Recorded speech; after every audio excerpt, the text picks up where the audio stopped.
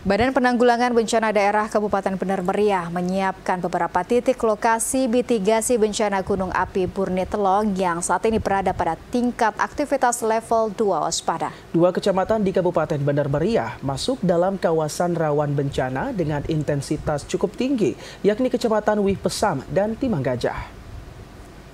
Badan Penanggulangan Bencana Daerah Kabupaten Bener Meriah telah menyiapkan sejumlah titik lokasi untuk mitigasi bencana potensi erupsi Gunung Api Burni Telong yang saat ini berada dalam tingkat aktivitas level 2 waspada. Kepala Pelaksana BPBD Bener Meriah, Safriadi, menyebutkan terdapat dua kecamatan Kabupaten Bener Meriah yang dalam kawasan rawan bencana dengan intensitas cukup tinggi, yaitu Kecamatan Wih Pesam dan Timang Gajah yang terdiri dari 23 desa. Safriadi menjelaskan dengan kajian resiko dan aksesibilitas, serta faktor geografis seluas 9.741 hektar lahan terancam apabila level gunung berapi mengalami peningkatan.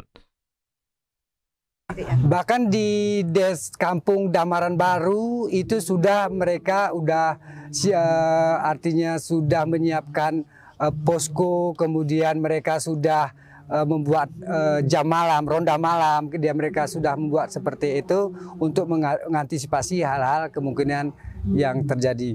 Sudah menginventarisasi berapa kendaraan, kemudian berapa jumlah jiwa, kemana mereka kalau seandainya terjadi. Maka perlu kami himbau kepada masyarakat tetap waspada, lakukan aktivitas seperti biasa, jangan panik, itu yang paling penting. BPBD Bener Meriah menghimbau masyarakat untuk waspada dan menjauhi area di sekitar gunung untuk mengantisipasi potensi bahaya erupsi yang dapat terjadi. Dari Bener Meriah, Mutia, TVRI Aceh melaporkan.